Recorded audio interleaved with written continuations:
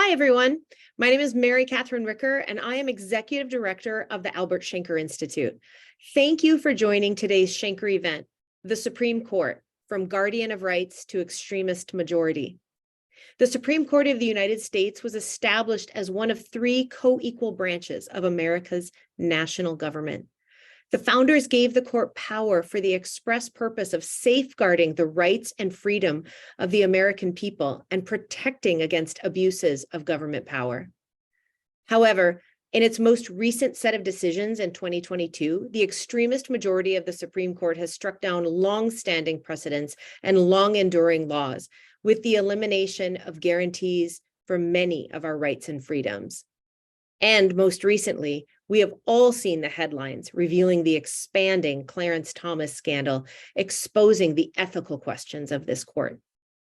Thank you for joining the Shanker Institute today as we welcome Senator Sheldon Whitehouse, AFT President Randi Weingarten, and a distinguished panel as they all discuss the decisions of this court and their impact on abridging America's basic freedoms and what we can do about it.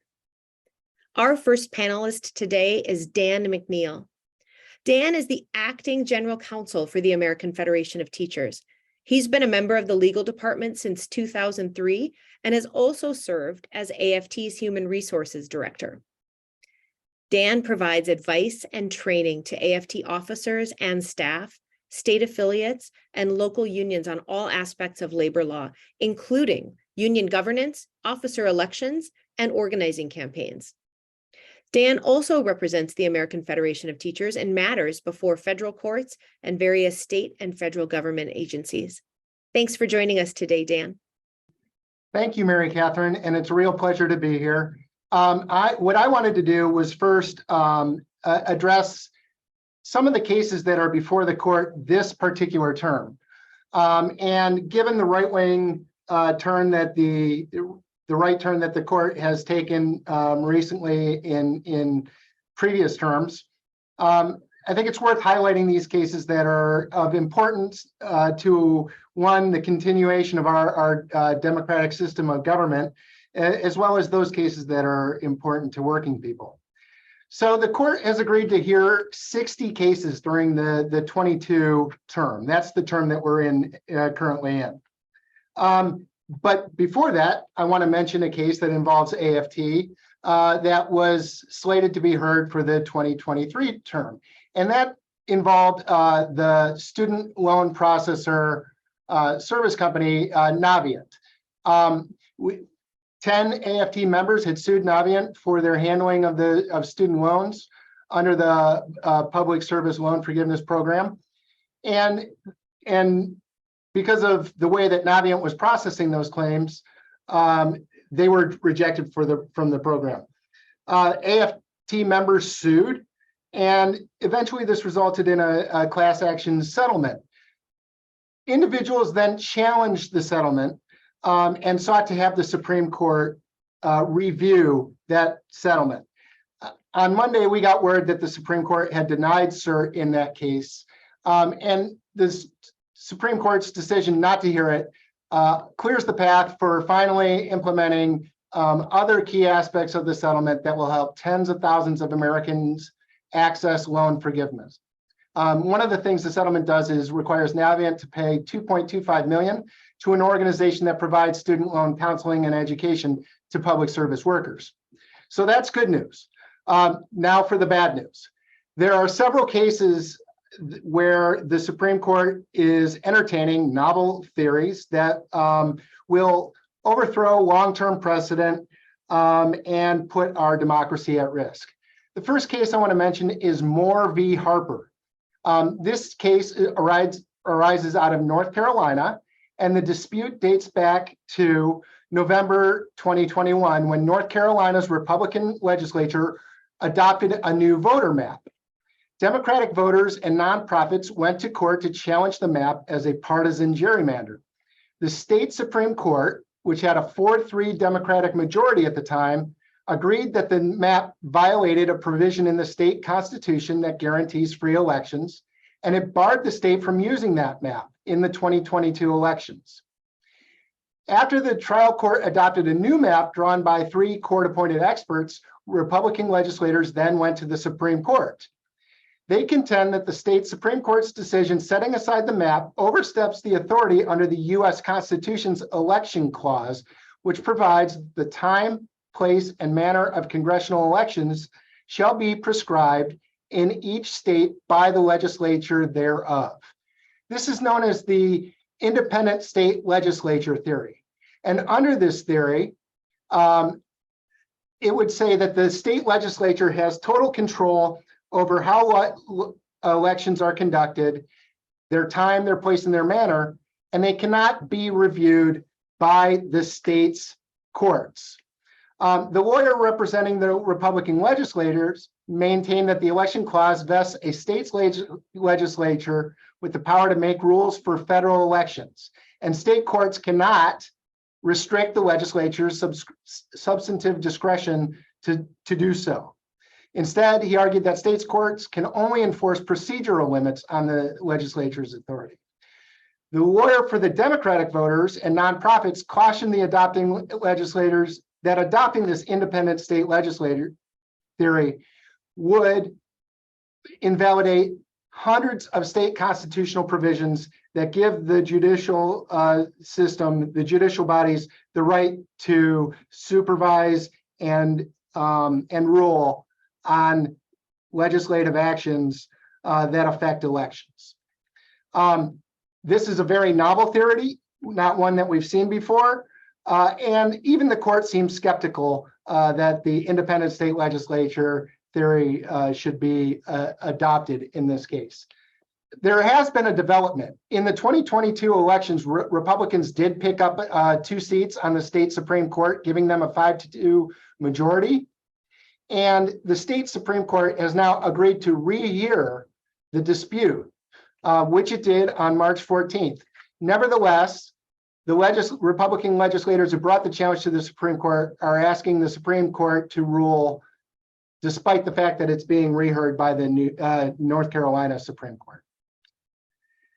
The next case I want to talk about is known as Allen v. Milligan.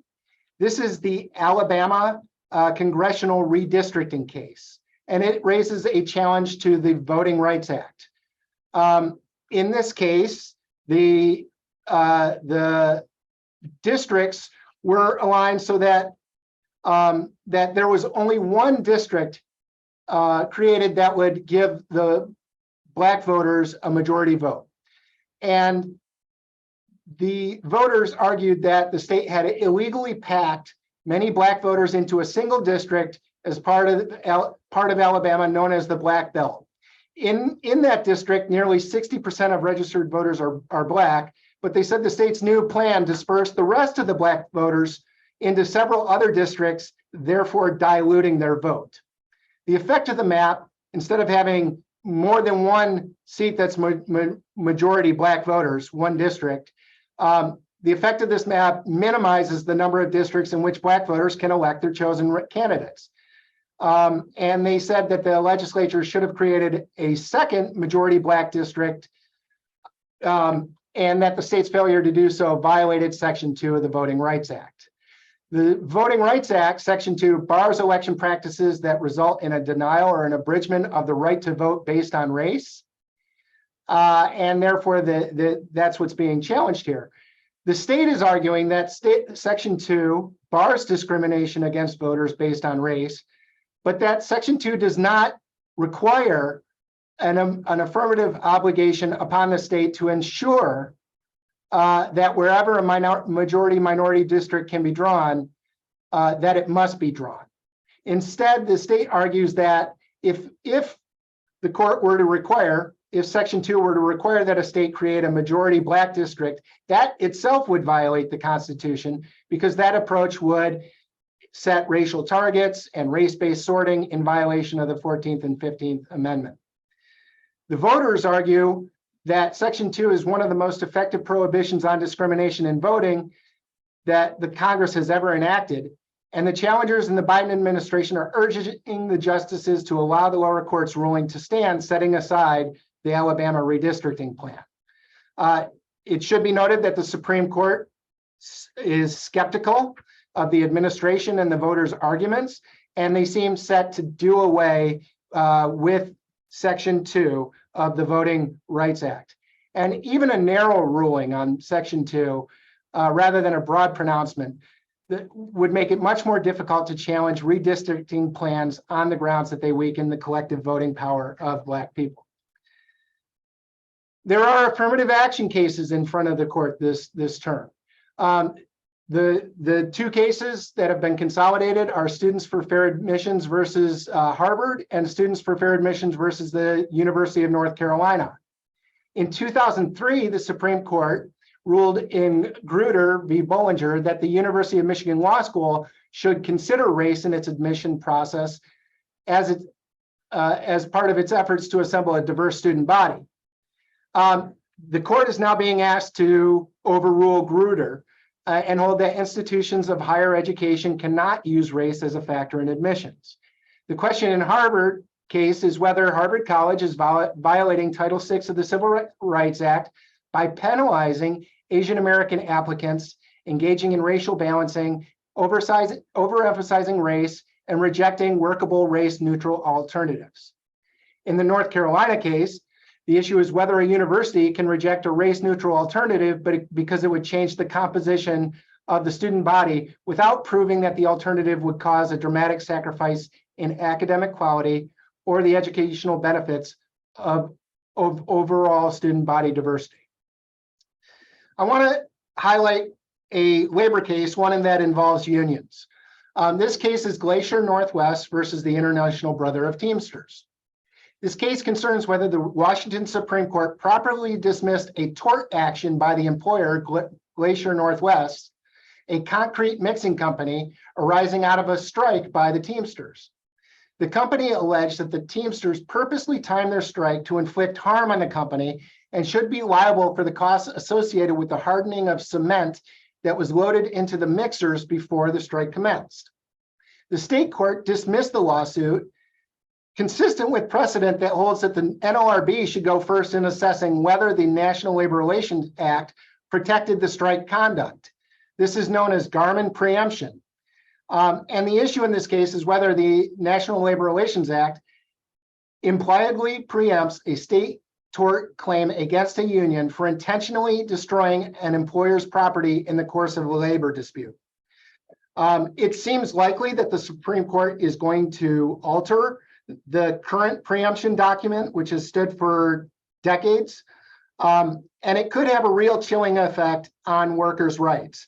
If a union has to face a tort claim before going to the NLRB and even figuring out whether it committed an unfair labor practice in the strike, this risk of being assessed damages for that which occurs during a strike, and remember, the purpose of a strike is to put economic coercion on the employer by withholding your labor. That's the purpose, and that's what a strike is. If you faced tort liability because of that, it really chills a union's ability to use this economic means of a strike during a labor dispute. Student loans. In 2022, Biden announced a debt relief program which would forgive up to $220,000 in loans for qualifying borrowers.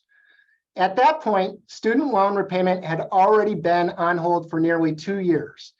In March 2020, Secretary of Education DeVos had suspended repayments and the accrual of interest on federal student loans because of the COVID pandemic. Both DeVos and Biden relied on the HEROES Act, a law passed after the September 11 attacks that gives the Secretary of Education the power to respond to a national emergency by making changes to the student loan program so that borrowers are left not worse off because of the emergency. So in companion cases, Biden versus Nebraska and Department of Education versus Brown, student loan borrowers have challenged, and the states have challenged, whether or not the department's plan is authorized and was adopted in a procedurally proper manner.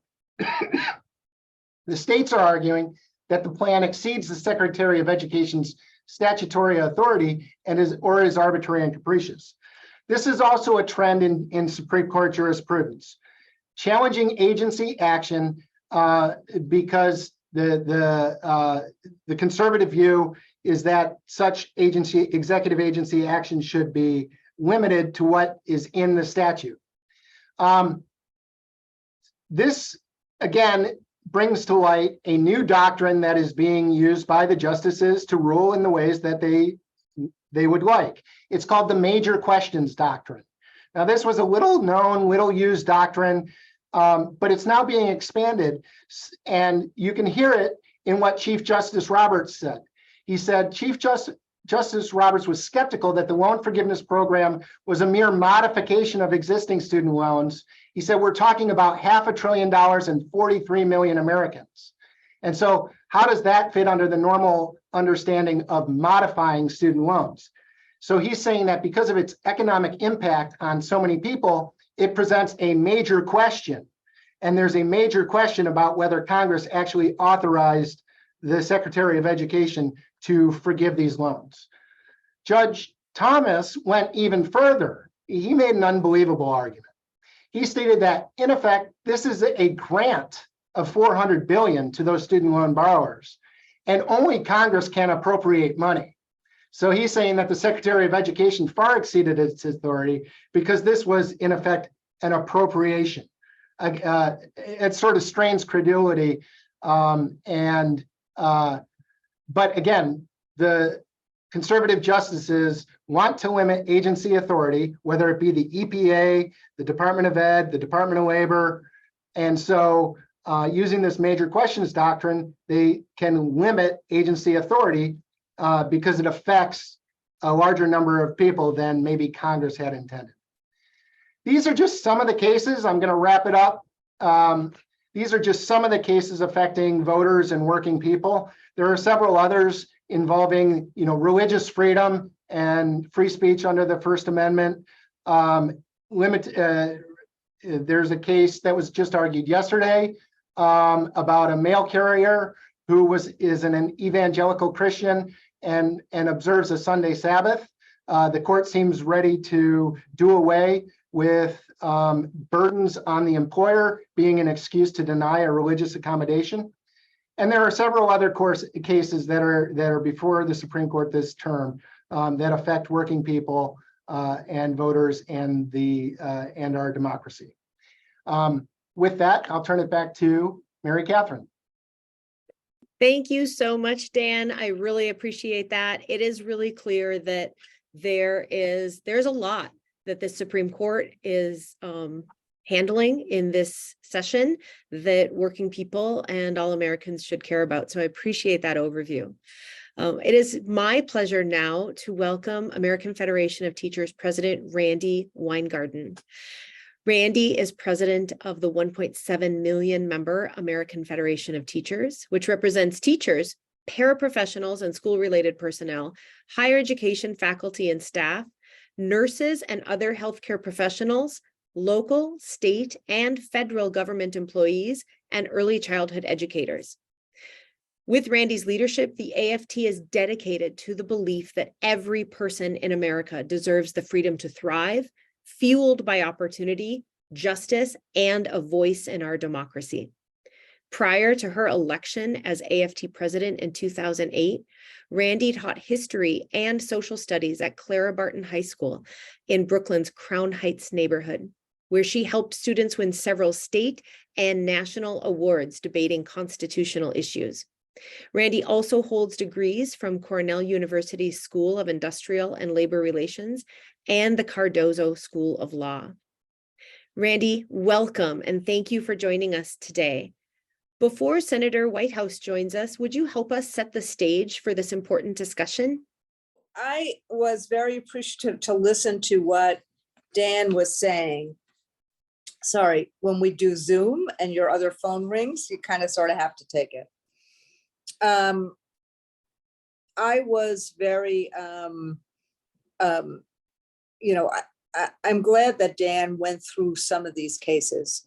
I think sometimes the specifics of the cases give you a sense of what's really going on here. And I'm really delighted that Stasha is with us, and Gleneva and Frank and Fred. And Gleneva and Fred, actually, I want to start here, really pushed us, Fred in particular, to, in the aftermath of the end of last session, the court's last session, to really look very carefully at what they did and why, and what we can do about it. And part of having Senator Whitehouse here is because he has been blowing the whistle about this for a long time. And he wrote a book about, he's been outspoken about the rot that has happened because of money and because of cronyism and corruption, and that the Federalist Society and others have had their hand on the scale of justice, and that you see that over the course of the last, and I see Stasha shaking her head, over the last 20 or 30 years. And they have wanted this not to be an impartial body that ignores, does not consider fear or favor, and to actually call balls and strikes, and to really be a Supreme Court that's based upon the rule of law and the principles of our Constitution as we live them every day, not as we live them in the musket society of 200 or 300 years ago. And Senator Whitehouse has written a book, and will be here shortly to give the keynote about the scheme. His book is The Scheme: How the Right Wing Used Dark Money to Capture the Supreme Court. But what I think today is about is very similar to the resolution we passed at our convention, and we talked about at the Executive Council beforehand, which is not simply condemning the decisions of this extremist majority. I mean, the decision, going to be interesting what happens in terms of the abortion pill, but the decision on overturning Roe, which several of these justices, when they were asked that question, said, of course, that's settled law, just like Brown v. Board is settled law. Like, what is settled law? What is the role of precedents? And then all of a sudden, when they have the power, it's no longer settled law. But also the cases around unions, the cases around gun violence, the cases around other ratcheting away our freedoms, and whose freedoms are important and whose freedoms are not. And the kind of ideological lens by which all of this is looked at right now, as opposed to thinking about both values and the Constitution. And so, what part of what we're doing in this seminar is, for me, oh good, I see that Senator Whitehouse has joined. Part of what we're doing in this seminar today is not just to go through the litany of cases, which Dan just did, but really take the next step and say, what is it that we can do about it? And so, and what Senator Whitehouse is going to talk about is, how did this actually really happen? Which I think a lot of people don't know, because they expect that the Supreme Court would go above their ideological views to actually be a court to hold that responsibility in a sacrosanct way to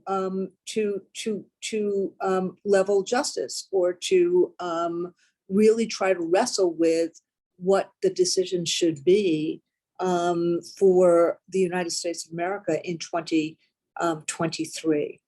And I think that the point of what happened to get to this point and what to do now, I think gets punctuated by what just happened in terms of the disclosures about Justice Thomas and Justice Thomas's wife. In any situation other than the Supreme Court, if the wife of somebody who was very, very, very, very, very powerful, who was actually making decisions about the propriety, about the issues surrounding the last election. And the person who that person is married to is actually writing emails or texts to the White House trying to undermine that election. You don't have to be a social studies teacher like I am. You could be just a sentient individual to say that is a conflict. And why is there not an issue about that in terms of the Supreme Court, where there would have been an issue about that everywhere else in the universe, or certainly in the United States? And then on top of that, the disclosures this week about the kind of gifts that Justice Thomas has taken from Harlan Crow and the lack of disclosure about it.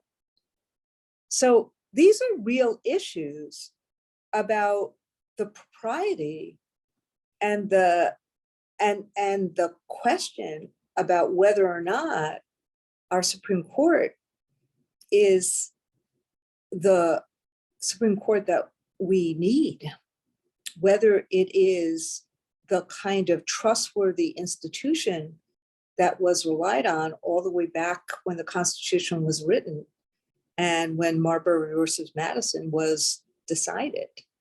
And so, sorry, I gotta show my social studies cred here. And, so that's why I think it's really important, instead of my kind of repeating what Dan had said, to really use this as an introduction to Senator Whitehouse, who has really, as I said before, blown the whistle about this, raised these issues, raised these concerns. And he's done this with Congressman Hank Johnson from the House of Representatives. They've engaged in a series of correspondence with Chief Justice Roberts. They have raised these issues about that conflict of that the Supreme Court should not be above the law. They may make the law, but they should not be above the law. And basic rules around conflicts, basic rules around transparency, disclosure should apply to them as well as to anyone else. And then, separate and apart from the issues of conflict and transparency and accountability, what do we need to do to actually have a court that takes seriously freedom, opportunity, and justice for all? The for all is part of their charge under our Constitution. And so before we get to our Q&A, I'm going to ask Senator Whitehouse, the amazing, remarkable senator from Rhode Island, to really help us. Yep, Frank just is your cheering squad, to help us answer these questions. We'll be joined by Senator Whitehouse when he is available. In the meantime, it is my pleasure to talk about one of the ways Senator Whitehouse has been championing a Supreme Court that works for all of us. Senator Whitehouse has proposed, and this year has reintroduced, the Supreme Court Ethics, Recusal, and Transparency Act. The SCIRT Act is a comprehensive piece of legislation that would create a much needed process for investigating misconduct at the Supreme Court. It would strengthen recusal standards for judges and disclosure rules for special interests trying to influence the courts. It would improve disclosure of gifts and travel for judges and mandate the creation of a binding code of ethics. The SCIRT Act would also require the Supreme Court to adopt disclosure rules for gifts, travel, and income that are at least as rigorous as ethics rules for members of Congress. As you also heard from President Weingarten, Senator Whitehouse is an outspoken champion for an impartial court, and he discusses that in his book, The Scheme, How the Right Wing Used Dark Money to Capture the Supreme Court.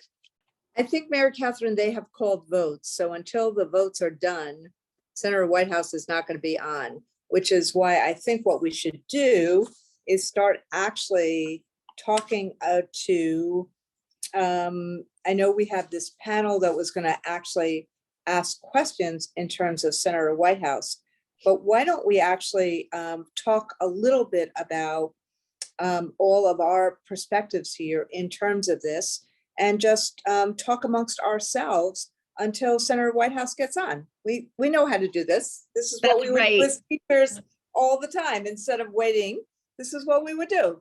So, And it is there's an incredible panel. If you'd like me to introduce everyone, Randy, so I why can don't, introduce everyone. yes, why don't, yes. I like our friend from Crew made it clear that it's pronounced cert, just as in Thank you. sorority. So thank you.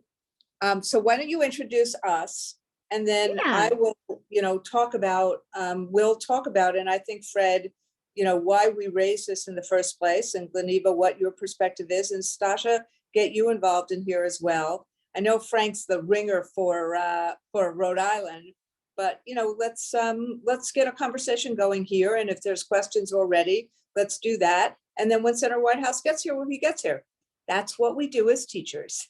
That's right. Fantastic. Well, Randy, you are joined today by Frank Flynn, President of the Rhode Island Federation of Teachers and Health Professionals. Frank, thank you for being with us. Fred Cowell, President of United University Professions at SUNY, and Gleneva Dunham, the President of AFT Indiana, as well as the President of the Gary Teachers Union, and Stasha Rhodes, a democracy organizer. So thank you all for joining us today. And as Randy said, each of you brings your own unique and important perspective. Frank, I know that you've had the opportunity to read Senator Whitehouse's book. Would you like to start with a little bit of reflections on that book and on the work you've seen your senator do? Sure. Thank you, Mary Catherine. First of all, I would recommend this to anyone that's paying attention to current events right now and what's going on with Justice Thomas and the allegations there. Senator Whitehouse does a phenomenal job of, look, here he is. Well, I'll let him speak to that. Hey, Frank, how are you? Sorry to be running late. Well, I had to vote. Hello, Randy. Hey, Senator. Important business. They pay me by the vote, so I had to go vote. We heard you had to vote, and we were all gonna start opining on how great you were and why all the work you've done is so important. And so you missed all of our glowing comments about you. Well, nice of you. Nice to have it getting some attention at last. Exactly. I mean, I remember how frustrated it was when you started this many, many moons ago in terms of raising the issues. And I think, in some ways, not just your book, but Clarence Thomas's actions and Ginny Thomas's actions in the last few years have punctuated the point. But the floor is yours. And what we have done here, and what this what the seminar is about, is that we promised ourselves and promised our members that we were going to take a deep dive into what is really going on in terms of the Supreme Court, and why are we seeing this level of ideological decisions with the thumb on the scale to restrict rights, at least the rights of some people, and what's really going on. And we thought that your book and what you have done over the course of time could help answer that question. And in some ways, we need the answer to that question in order to decide, in order to try to consider what to do about it. Well, I think in the speech I gave on the Senate floor last night, I talked about the toxic, poisonous cocktail of creepy billionaires, phony front groups, dark money by the millions, amenable justices selected for amenability, and secrecy. Those ingredients are all present in the Harlan Crow, Clarence Thomas sordid relationship, but they're also present in how the Trump list came together so that the supermajority got built. That was done by billionaires in a back room, housed by the Federalist Society, but not done by the Federalist Society. And then they got nominated off that list. Again, I think it was the billionaires and Leonard Leo telling the Trump people who they wanted. So the selection was actually made by secret private interests. And then huge checks, $17 million in one case, were written to provide TV air cover to push for the votes for those nominees. And I can't tell you how much dark money spending went into Mitch McConnell's hands to shore up his Republican senators in order to guarantee that they'd be amenable in the confirmation process. But the big dark money donors behind the Supreme Court capture operation are almost certainly the same big dark money donors behind the Mitch McConnell political spending operation. And then they get on the court after all of that, and you have these flotillas of front groups that turn up that are poorly investigated, don't report fairly who's funding them, and appear in orchestrated chorus on behalf of those same billionaires and tell the anointed justices what it is they expect them to do. And then with appalling statistical regularity, like virtually every single time, the justices do what the front groups told them from their little amicus platform. And all of that is just completely rotten to the core. So this problem of the noxious cocktail of the billionaires and the dark money and the front groups and the amenable justices and the secrecy is pandemic around the court. And I think we need to focus on it very hard. The labor movement has seen really bad decisions come out of this Really court, bad. where they were actually invited by members of the court and then used very peculiar methods to get to the court. So yeah, it's a real problem. And I think for too long, Democratic groups have seen it as problem 3 or problem 4, that their main issues have always been their main issues. And so the environmental community and the civil rights community and the labor community and the good government community and the women's groups have not coalesced around a common realization that this machine is operating against all of their interests. And whether it's the Dobbs case, or whether it's the labor cases, or whether it's Bruin, pick your poison. It always comes through the court. And it's the place where the billionaires can get done the things that they want done that Republicans in Congress won't do because of the lack of accountability. So it ought to be a really top priority for all of our allies to get after this in a really important way, and in particular to force a little bit more energy on this front from the Biden administration, which has held itself back a lot, particularly that hopeless Supreme Court commission that they put together was unbelievable. Thank God for Lawrence Tribe and Judge Gertner, who wrote their dissenting opinion, which the commission itself wouldn't even publish. They had to do it in a newspaper. Yeah. So that's the mess we're facing. I think it can be fixed, but it's going to take a lot of pressure on the court to try to fix itself, and it's going to take a lot of pressure on the Congress to make this a priority. But we can do it, and we must do it. You can't have a court that isn't really a court. I mean, if you want a democracy, you can't have a court that isn't really a court. I mean, you can't have our democracy. Yeah. Well, there's a whole separate speech on how they've destroyed democracy. Right. I mean, it's interesting, and I want to just turn it over to our panelists to ask you questions. But I just got back from Israel, and I wanted to be at the demonstrations, which happen every Saturday night. But what's interesting is that there, the whole issue, again, the same as here, the Kohelet Society is these billionaires from America that understood that they needed to change the court so that, and they're trying that the judicial so-called reform, which is really regime change, is to change the way the justices for the Supreme Court get selected, so that there will never be an impartial selection process again. And so they have a majority on the court, and then the court does whatever that right-wing majority in the court wants to do. And that's the essential change, that the lack of checks and balances, that's the essential change that they want in the Israeli court system. But this is what's interesting.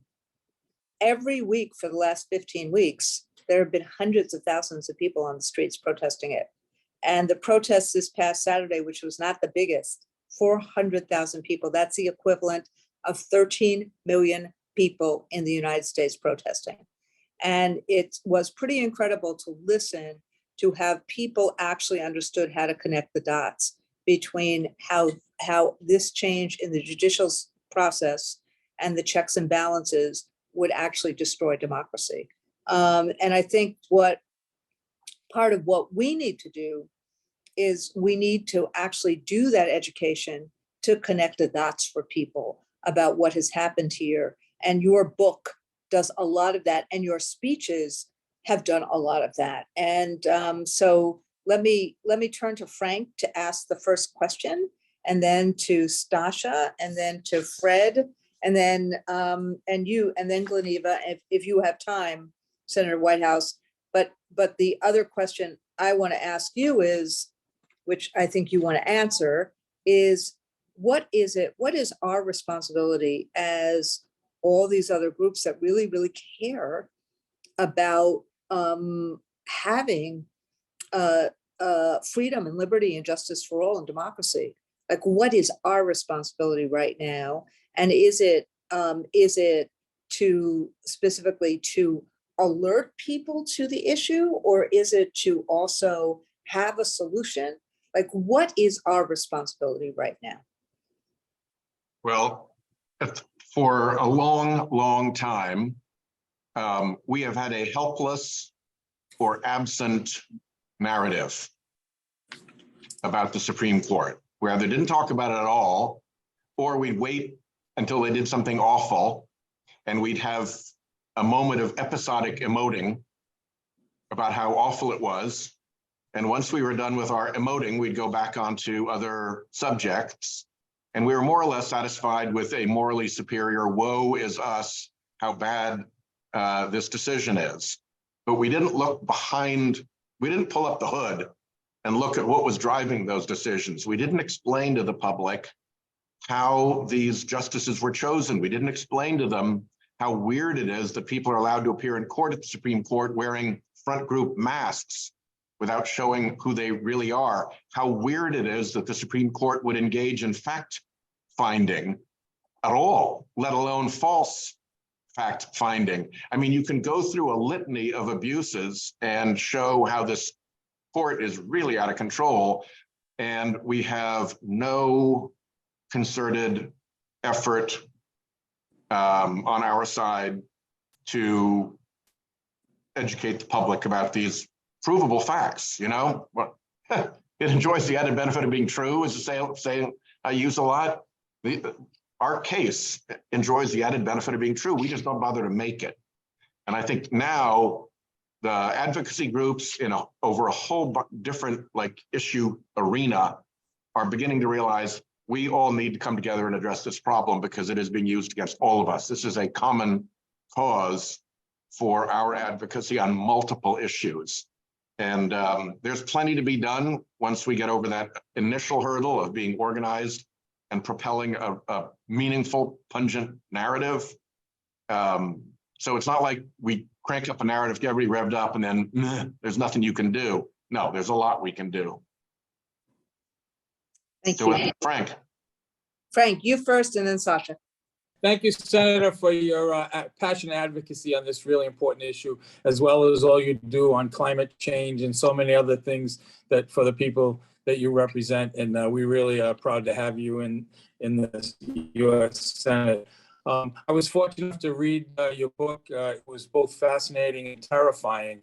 And one of the issues that I'd like to ask you about is you recently led a group of your colleagues from the Appropriations Committee to write a letter to the Subcommittee on Financial Services about conditioning any future Supreme Court funding on the development of those ethics standards. Could you speak a little bit about that and tell us an update? Yes. So the underlying situation is actually quite a simple one. Every single one of the circuit courts of appeal has its own process for administering the ethics code.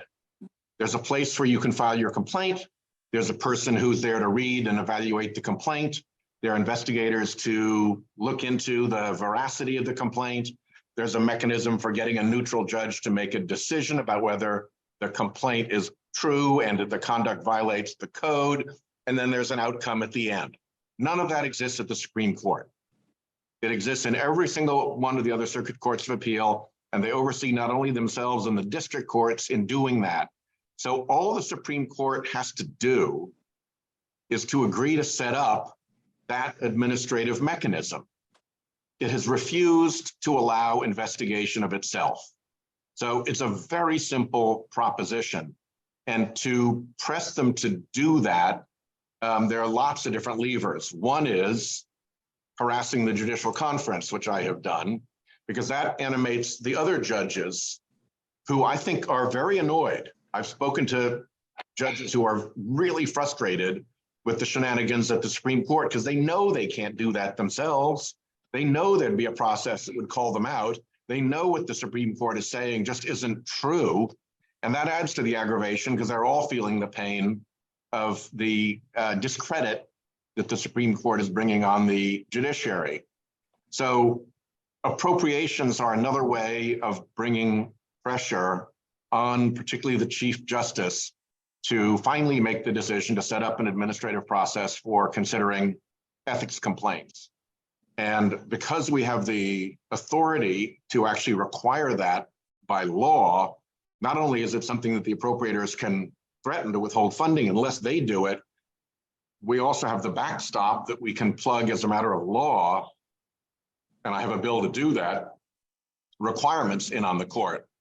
But because I think the best solution would be for the court to police itself, and the quickest solution would be for the court to agree to police itself, that's why I'm trying to put pressure on the court from multiple angles, and one of them is through appropriations. They say that they say they'll never come over and testify to Congress because it, violates separation of powers to be held accountable. When it's their money, they come over. Thank you, Senator. And by the Thank way, you. a word of thumbs up for Chris Van Hollen, who was the chair of that particular subcommittee of the Appropriations Committee, who has been very helpful and supportive in this endeavor.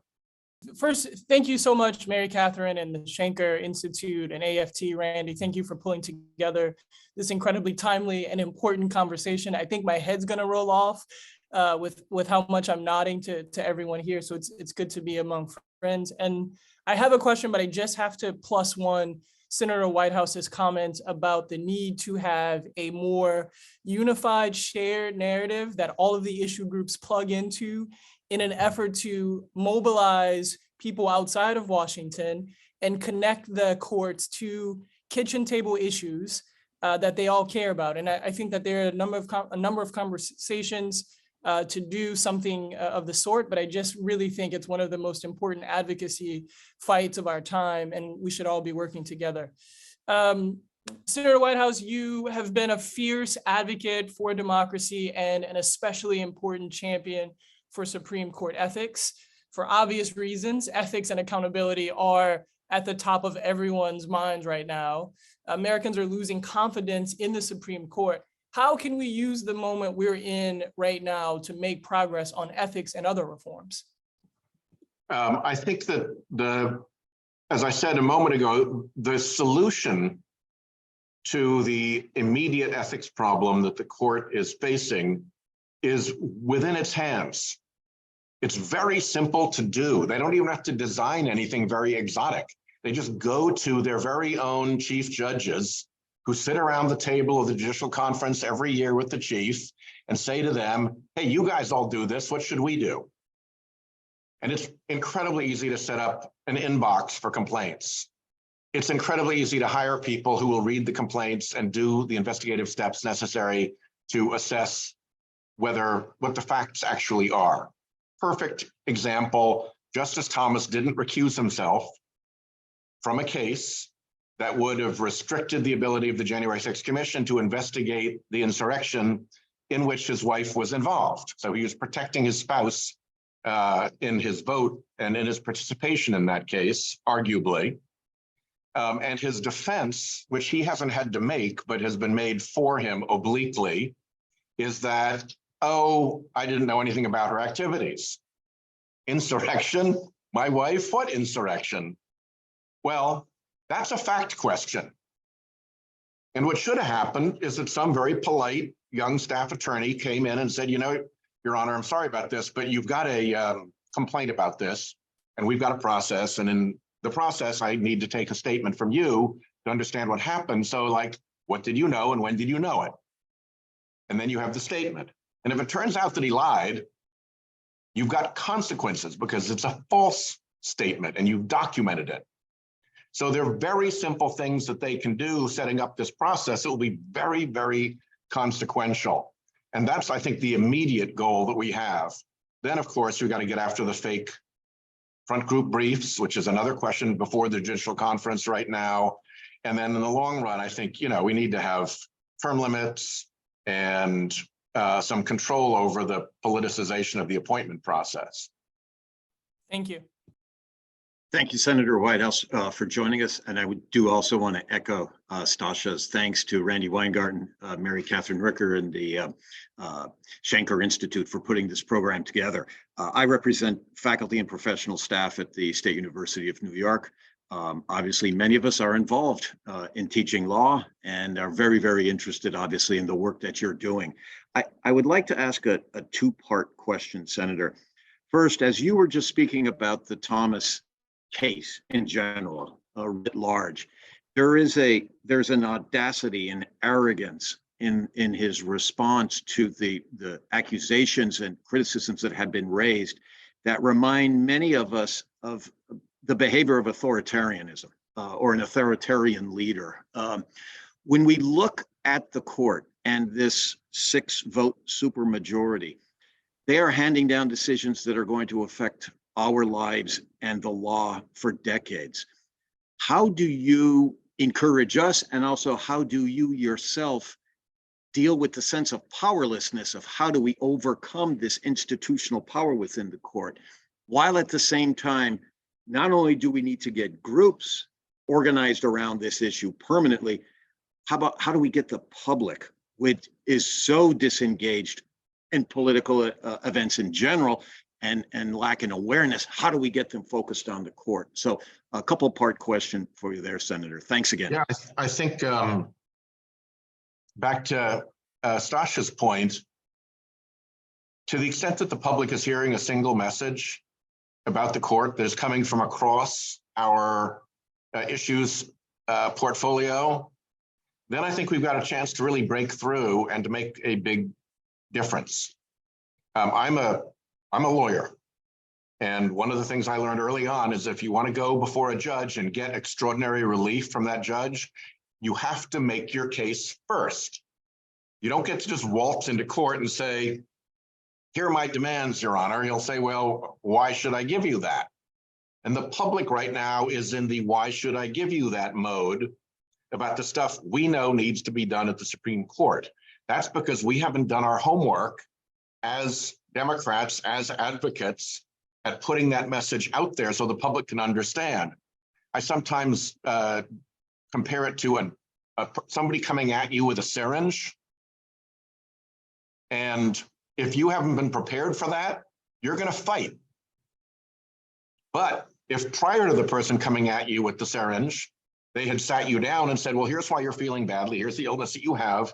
We have a medicine that will cure it. I can administer it now. And if you take this shot, you'll feel bad tonight, but within a week, you'll feel better. And, you know, I'm your doctor. Well, then you're busy rolling up your sleeve, not fighting. So we have to get that education piece through first.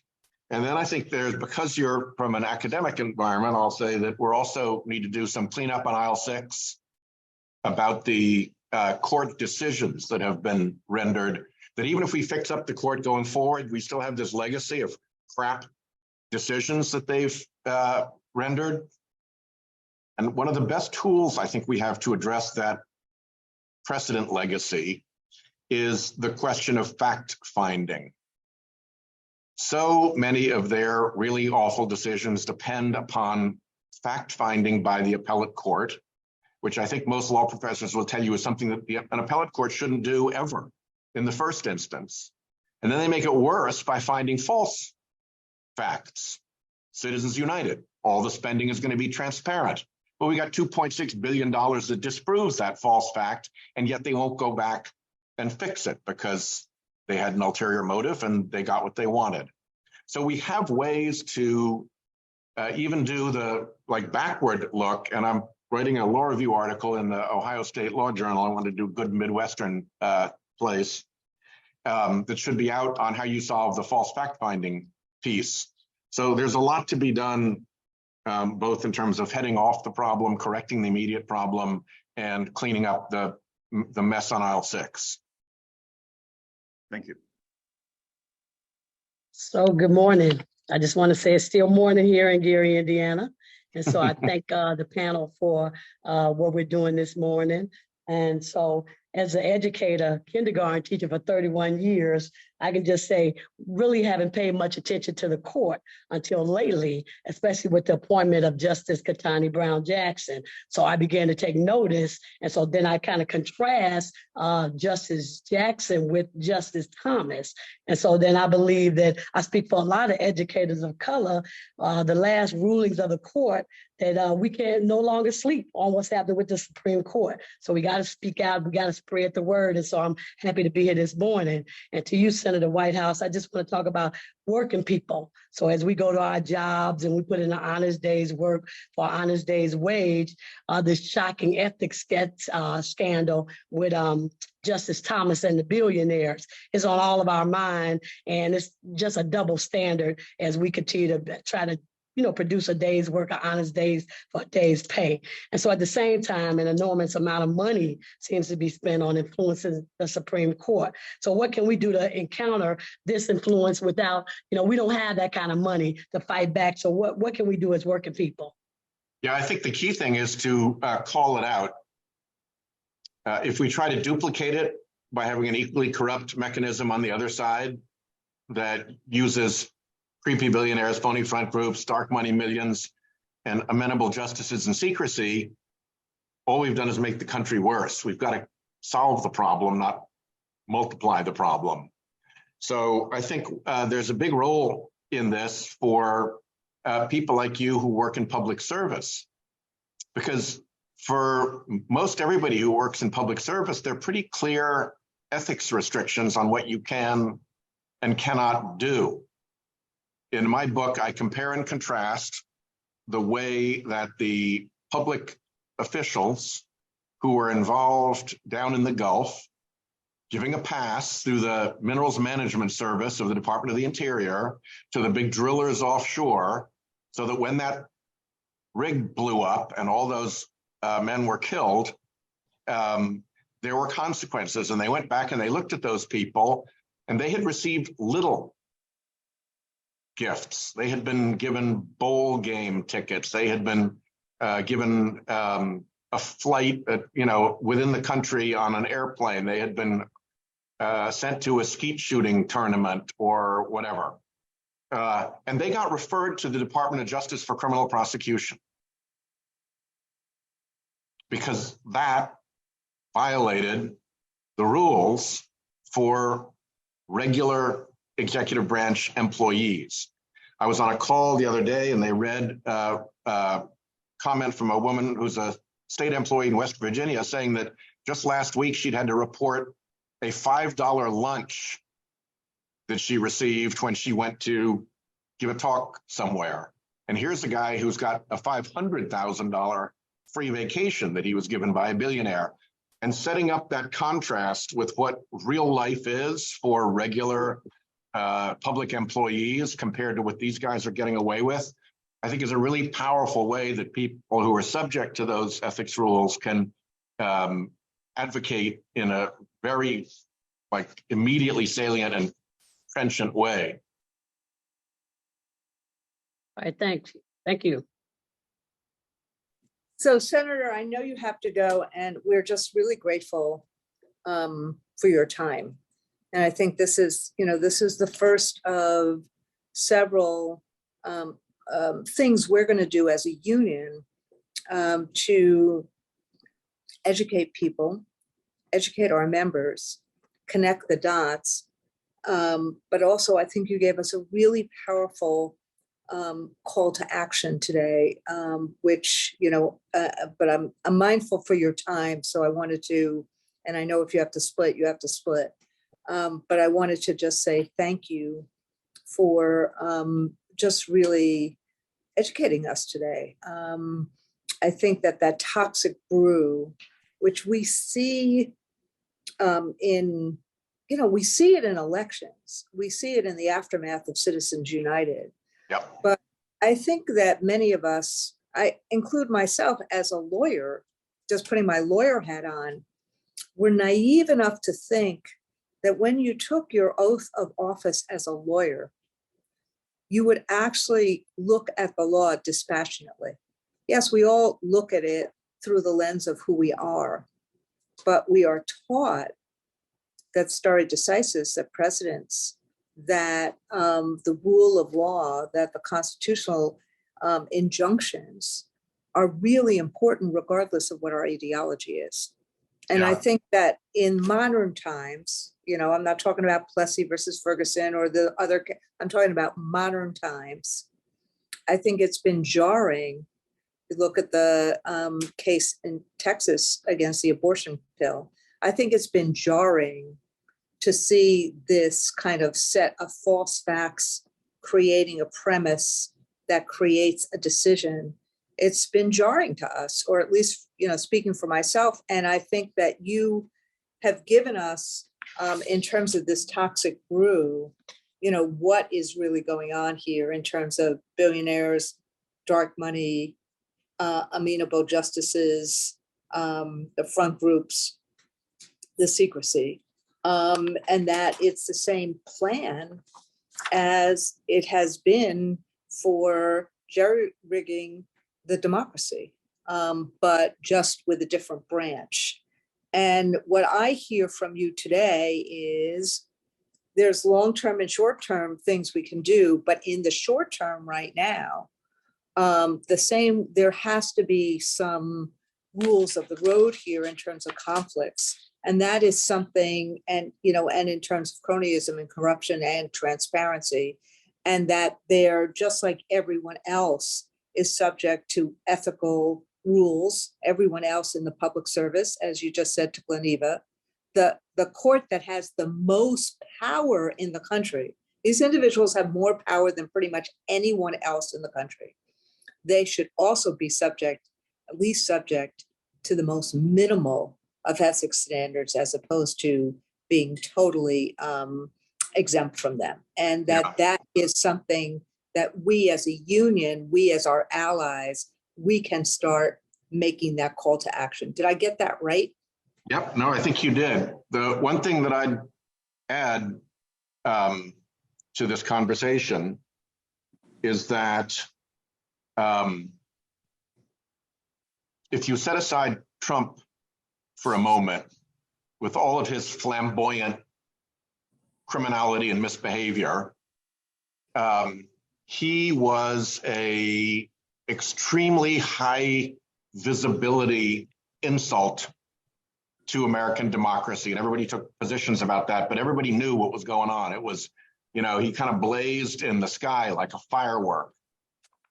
While that was happening and he was doing his damage to democracy, there were also the billionaires quietly tunneling, not wanting to be seen, to degrade the democracy.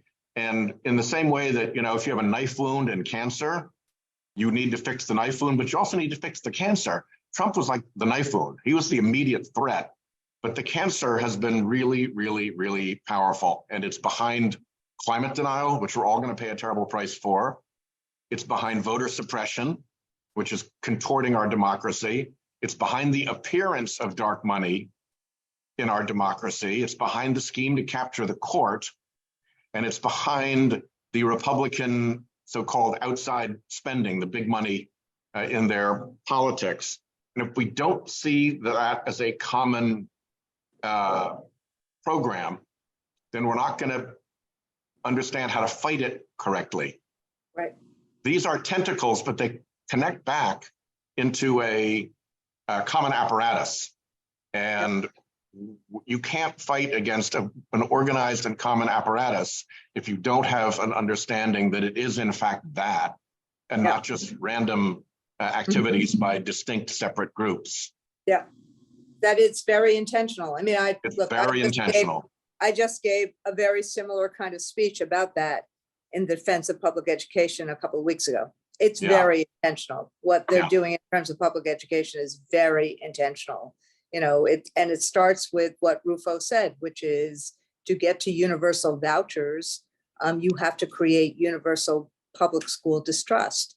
And so you defund the institution, you then, blame it for all the problems of it. You divide people against each other. And then what you see is that the institution starts failing. But it's very intentional. And so I think what I would say, Mary Catherine, to everyone who's listening as we end the hour is that, there are bills that Senator Whitehouse and Congressman Johnson have proposed, bills about this reform, meaning specifically a code of ethics for the Supreme Court. There's a bill to withhold funding from the court until they engage in meaningful ethic reform, and that we, the people who are listening, we have a role to play. We lit up the switchboard. Remember what I said about Israel, 400,000 people on the street this Saturday. We lit up the switchboard with 5 million calls when we were raising objections to Betsy DeVos. The GOP Senate didn't listen to us then, and we saw what a disaster it was to our students. But there are things we can do in terms of raising these issues and creating that pressure. And that is in our middle name. That is part of the AFT's DNA. And we can do that kind of work. And I know Stasha is doing a lot of this work in terms of long-term and short-term reform, which we want to hear about another time, Stasha. But I think as we close today, unless you want to, why don't you talk to us about it? We have 3 minutes, but I want to just make sure that I did that call to action while Senator Whitehouse is here. And so we're going to get engaged, Senator Whitehouse, and we're going to do that kind of work to actually fight for this meaningful ethics reform for the Supreme Court. Sasha, you want to tell us what else we should be doing as we're doing that? I just want to really reiterate the importance of calling Congress. I think, the Supreme Court is dangerously out of control. Congress has the power to restore order and stop the court from taking away our freedoms. I think there are a lot of smart ideas for making the Supreme Court more accountable and transparent, addressing structural issues and tackling the court's bias and partisanship. The problem isn't a lack of ideas. It's that Senator Whitehouse does not have enough support in Congress. They haven't moved yet. So at this moment, I think the most important thing we can do is call on Congress and tell them to rein in this extreme court.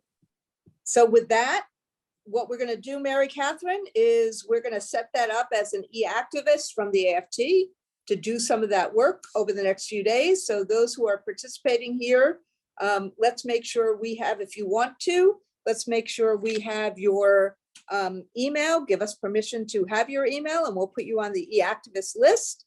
And we will do that within our other channels as well.